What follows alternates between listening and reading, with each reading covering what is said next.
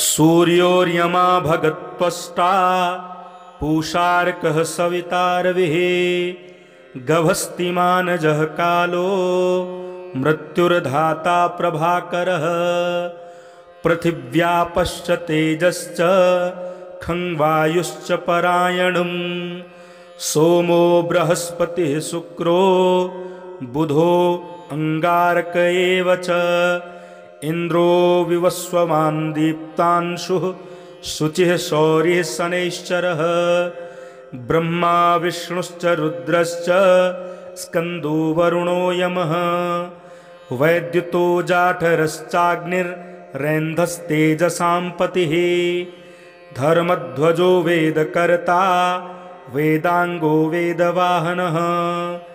कृतं तत्र द्वापरस्य कलिः सर्वमलाश्रयः कलाकाष्ठा मुहूर्ताश्च क्षपायामस्तया क्षणः संवत्सरकोऽस्वत्थः कालचक्रो विभावसुः पुरुषः शाश्वतो योगी व्यक्ताव्यक्तः सनातनः कालाध्यक्षः प्रजाध्यक्षो विश्वकर्मा तमोनुदः वरुणसागरोषुश्च जीमूतो जीवनोरिहा भूताश्रयो भूतपतिः सर्वलोकनमस्कृतः स्त्रष्टा संवर्तको वह्नि सर्वलोकनमस्कृतः अनंत कपिलो भानुः कामदः सर्वतोमुखः जयो विशालो वरदः सर्वधातुनिषेचिता मनः सुपर्णो भूतादिः शीघ्रगः प्राणधारकः धन्वन्तरिर्धूम्रकेतुरादिदेवोदितेः सुतः द्वादशात्मारविन्दाक्षः पिता माता पितामहः स्वर्गद्वारं प्रजाद्वारं मोक्षद्वारं त्रिविष्टपम् देहकर्ता प्रसन्नात्मा विश्वात्मा विश्वतोमुखः चराचरात्मा सूक्ष्मात्मा मैत्रेय करुणान्वितः एतद्वै कीर्तनीयस्य सूर्यस्यामिततेजसः नामाष्टकशतकं चेदं प्रोक्तमेतत् स्वयंभुवा सूर्योर्यमा भगत्वष्टा पूषार्कः सवितारविः गभस्तिमानजः कालो मृत्युर्धाता प्रभाकरः पृथिव्यापश्च तेजश्च खं वायुश्च परायणम् सोमो बृहस्पतिः शुक्रो बुधो अंगारक एव च इंद्रो विवस्वमान् दीप्तांशुः शुचिः शौरिः शनैश्चरः ब्रह्मा विष्णुश्च रुद्रश्च स्कन्दो वरुणो यमः वैद्युतो जाठरश्चाग्निर्रैन्धस्तेजसां पतिः धर्मध्वजो वेदकर्ता वेदांगो वेदवाहनः कृतं तत्र द्वापरस्य कलिः सर्वमलाश्रयः कलाकाष्ठा मुहूर्ताश्च क्षपायामस्तया क्षणः संवत्सरकोऽस्वत्थः कालचक्रो विभावसुः पुरुषः शाश्वतो योगी व्यक्ताव्यक्तः सनातनः कालाध्यक्षः प्रजाध्यक्षो विश्वकर्मा तमोनुदः वरुणसागरोषुश्च जीमूतो जीवनोरिहा भूताश्रयो भूतपतिः सर्वलोकनमस्कृतः स्त्रष्टा संवर्तको वह्नि सर्वलोकनमस्कृतः अनंत कपिलो भानुः कामदः सर्वतोमुखः जयो विशालो वरदः सर्वधातुनिषेचिता मनः सुपर्णो भूतादिः शीघ्रगः प्राणधारकः धन्वन्तरिर्धूम्रकेतुरादिदेवोदितेः सुतः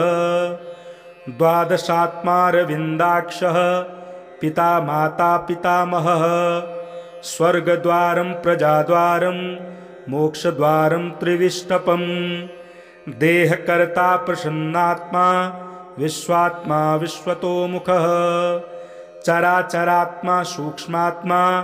मैत्रेय करुणान्वितः एतद्वै कीर्तनीयस्य सूर्यस्यामिततेजसः नामाष्टकशतकं चेदं प्रोक्तमेतत् स्वयंभुवा सूर्योर्यमा भगत्वष्टा पूषार्कः सवितारविः गभस्तिमानजः कालो मृत्युर्धाता प्रभाकरः पृथिव्यापश्च तेजश्च खं वायुश्च परायणं सोमो बृहस्पतिः शुक्रो बुधो अंगारक एव च इंद्रो विवस्वमान् दीप्तांशुः शुचिः शौरिः शनैश्चरः ब्रह्मा विष्णुश्च रुद्रश्च स्कन्दो वरुणो यमः वैद्युतो जाठरश्चाग्निर्रैन्धस्तेजसां पतिः धर्मध्वजो वेदकर्ता वेदांगो वेदवाहनः कृतं तत्र द्वापरस्य कलिः सर्वमलाश्रयः कलाकाष्ठा मुहूर्ताश्च क्षपायामस्तया क्षणः संवत्सरकोऽस्वत्थः कालचक्रो विभावसुः पुरुषः शाश्वतो योगी व्यक्ताव्यक्तः सनातनः कालाध्यक्षः प्रजाध्यक्षो विश्वकर्मा तमोनुदः वरुणसागरोषुश्च जीमूतो जीवनोरिहा भूताश्रयो भूतपतिः सर्वलोकनमस्कृतः स्त्रष्टा संवर्तको वह्नि सर्वलोकनमस्कृतः अनंत कपिलो भानुः कामदः सर्वतोमुखः जयो विशालो वरदः सर्वधातुनिषेचिता मनः सुपर्णो भूतादिः शीघ्रगः प्राणधारकः धन्वन्तरिर्धूम्रकेतुरादिदेवोदितेः सुतः द्वादशात्मारविन्दाक्षः पिता माता पितामहः स्वर्गद्वारं प्रजाद्वारं मोक्षद्वारं त्रिविष्टपं देहकर्ता प्रसन्नात्मा विश्वात्मा विश्वतोमुखः चराचरात्मा सूक्ष्मात्मा मैत्रेय करुणान्वितः एतद्वै कीर्तनीयस्य सूर्यस्यामिततेजसः नामाष्टकशतकं चेदं प्रोक्तमेतत् स्वयंभुवा सूर्योर्यमा भगत्वष्टा पूषार्कः सवितारविः गभस्तिमानजः कालो मृत्युर्धाता प्रभाकरः पृथिव्यापश्च तेजश्च खं वायुश्च परायणं सोमो बृहस्पतिः शुक्रो बुधो अंगारक एव च इंद्रो विवस्वमान् दीप्तांशुः शुचिः शौरिः शनैश्चरः ब्रह्मा विष्णुश्च रुद्रश्च स्कन्दो वरुणो यमः वैद्युतो जाठरश्चाग्निर्रैन्धस्तेजसां पतिः धर्मध्वजो वेदकर्ता वेदांगो वेदवाहनः कृतं तत्र द्वापरस्य कलिः सर्वमलाश्रयः कलाकाष्ठा मुहूर्ताश्च क्षपायामस्तया क्षणः संवत्सरकोऽस्वत्थः कालचक्रो विभावसुः पुरुषः शाश्वतो योगी व्यक्ताव्यक्तः सनातनः कालाध्यक्षः प्रजाध्यक्षो विश्वकर्मा तमोनुदः वरुणसागरोषुश्च जीमूतो जीवनोरिहा भूताश्रयो भूतपतिः सर्वलोकनमस्कृतः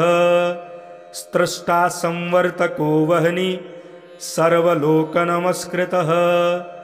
अनंत कपिलो भानुः कामदः सर्वतोमुखः जयो विशालो वरदः सर्वधातुनिषेचिता मनः सुपर्णो भूतादिः शीघ्रगः प्राणधारकः धन्वन्तरिर्धूम्रकेतुरादिदेवोदितेः सुतः द्वादशात्मारविन्दाक्षः पिता माता पितामहः स्वर्गद्वारं प्रजाद्वारं मोक्षद्वारं त्रिविष्टपं देहकर्ता प्रसन्नात्मा विश्वात्मा विश्वतोमुखः चराचरात्मा सूक्ष्मात्मा मैत्रेय करुणान्वितः एतद्वै कीर्तनीयस्य सूर्यस्यामिततेजसः नामाष्टकशतकं चेदं प्रोक्तमेतत् स्वयंभुवा सूर्योर्यमा भगत्वष्टा पूषार्कः सवितारविः गभस्तिमानजः कालो मृत्युर्धाता प्रभाकरः पृथिव्यापश्च तेजश्च खं वायुश्च परायणं सोमो बृहस्पतिः शुक्रो बुधो अंगारक एव च इन्द्रो विवस्वमान् दीप्तांशुः शुचिः शौरिः शनैश्चरः ब्रह्मा विष्णुश्च रुद्रश्च स्कन्दो वरुणो यमः वैद्युतो जाठरश्चाग्निर्रैन्धस्तेजसां पतिः धर्मध्वजो वेदकर्ता वेदांगो वेदवाहनः कृतं तत्र द्वापरस्य कलिः सर्वमलाश्रयः कलाकाष्ठा मुहूर्ताश्च क्षपायामस्तया क्षणः संवत्सरकोऽस्वत्थः कालचक्रो विभावसुः पुरुषः शाश्वतो योगी व्यक्ताव्यक्तः सनातनः कालाध्यक्षः प्रजाध्यक्षो विश्वकर्मा तमोनुदः वरुणसागरोषुश्च जीमूतो जीवनोरिहा भूताश्रयो भूतपतिः सर्वलोकनमस्कृतः स्त्रष्टा संवर्तको वह्नि सर्वलोकनमस्कृतः अनन्तकपिलो भानुः कामदः सर्वतोमुखः जयो विशालो वरदः सर्वधातुनिषेचिता मनः सुपर्णो भूतादिः शीघ्रगः प्राणधारकः धन्वन्तरिर्धूम्रकेतुरादिदेवोदितेः सुतः द्वादशात्मारविन्दाक्षः पिता माता पितामहः स्वर्गद्वारं प्रजाद्वारं मोक्षद्वारं त्रिविष्टपं देहकर्ता प्रसन्नात्मा विश्वात्मा विश्वतोमुखः चराचरात्मा सूक्ष्मात्मा मैत्रेय करुणान्वितः एतद्वै कीर्तनीयस्य सूर्यस्यामिततेजसः नामाष्टकशतकं चेदं प्रोक्तमेतत् स्वयंभुवा सूर्योर्यमा भगत्वष्टा पूषार्कः सवितारविः गभस्तिमानजः कालो मृत्युर्धाता प्रभाकरः पृथिव्यापश्च तेजश्च खं वायुश्च परायणं सोमो बृहस्पतिः शुक्रो बुधो अंगारक एव च इन्द्रो विवस्वमान् दीप्तांशुः शुचिः शौरिः शनैश्चरः ब्रह्मा विष्णुश्च रुद्रश्च स्कन्दो वरुणो यमः वैद्युतो जाठरश्चाग्निर्रैन्धस्तेजसां पतिः धर्मध्वजो वेदकर्ता वेदांगो वेदवाहनः कृतं तत्र द्वापरस्य कलिः सर्वमलाश्रयः कलाकाष्ठा मुहूर्ताश्च क्षपायामस्तया क्षणः संवत्सरकोऽस्वत्थः कालचक्रो विभावसुः पुरुषः शाश्वतो योगी व्यक्ताव्यक्तः सनातनः कालाध्यक्षः प्रजाध्यक्षो विश्वकर्मा तमोनुदः वरुणसागरोषुश्च जीमूतो जीवनोरिहा भूताश्रयो भूतपतिः सर्वलोकनमस्कृतः स्रष्टा संवर्तको वह्नि सर्वलोकनमस्कृतः अनंत कपिलो भानुः कामदः सर्वतोमुखः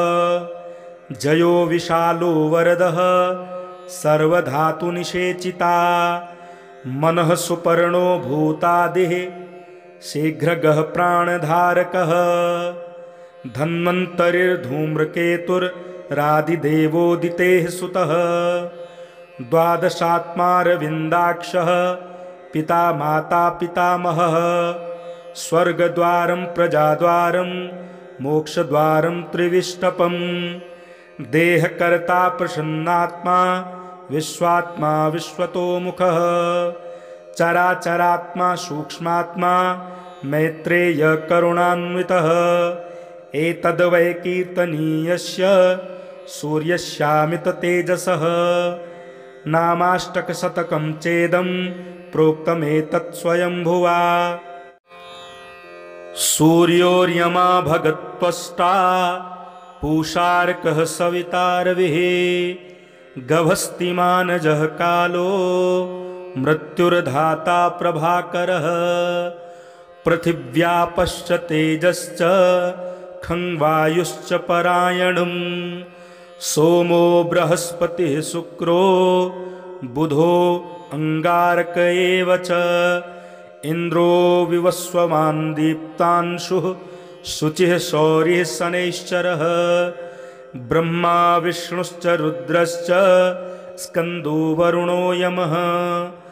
वैद्युतो जाठरश्चाग्निर्रैन्धस्तेजसां पतिः धर्मध्वजो वेदकर्ता वेदांगो वेदवाहनः कृतं तत्र द्वापरस्य कलिः सर्वमलाश्रयः कलाकाष्ठा मुहूर्ताश्च क्षपायामस्तया क्षणः संवत्सरकोऽस्वत्थः कालचक्रो विभावसुः पुरुषः शाश्वतो योगी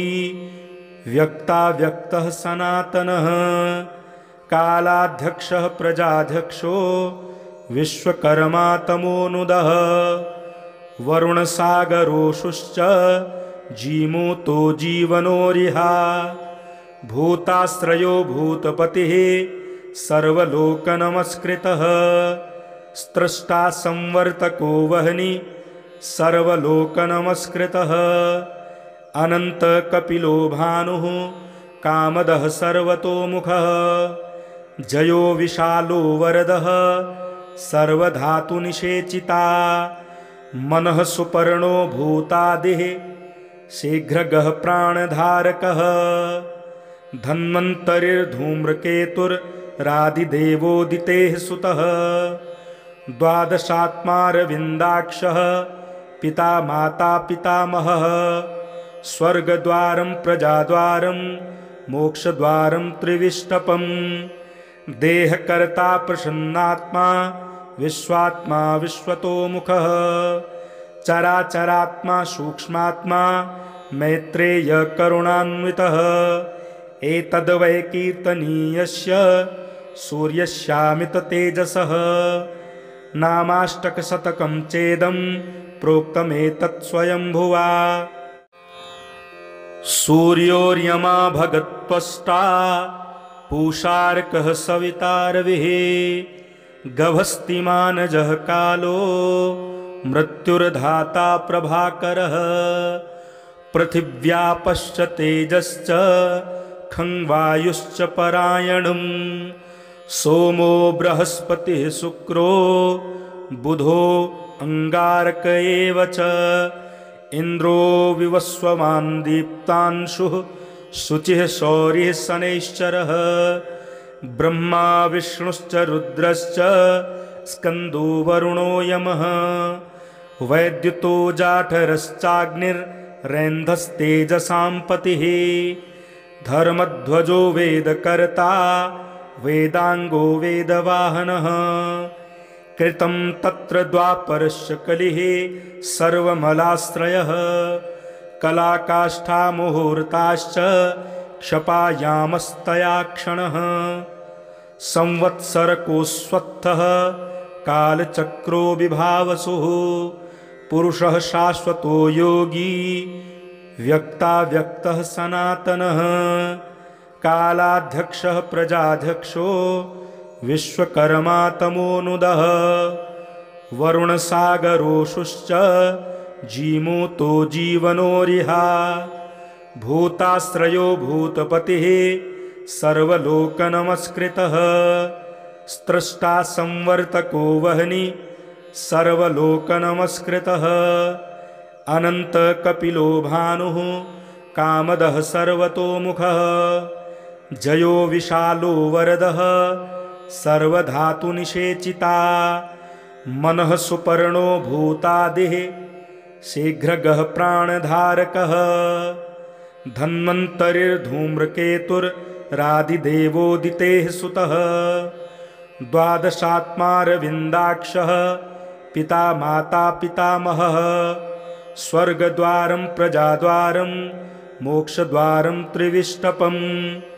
देहकर्ता प्रसन्नात्मा विश्वात्मा विश्वतोमुखः चराचरात्मा सूक्ष्मात्मा मैत्रेय करुणान्वितः एतद्वै कीर्तनीयस्य सूर्यस्यामिततेजसः नामाष्टकशतकं चेदं प्रोक्तमेतत् स्वयंभुवा।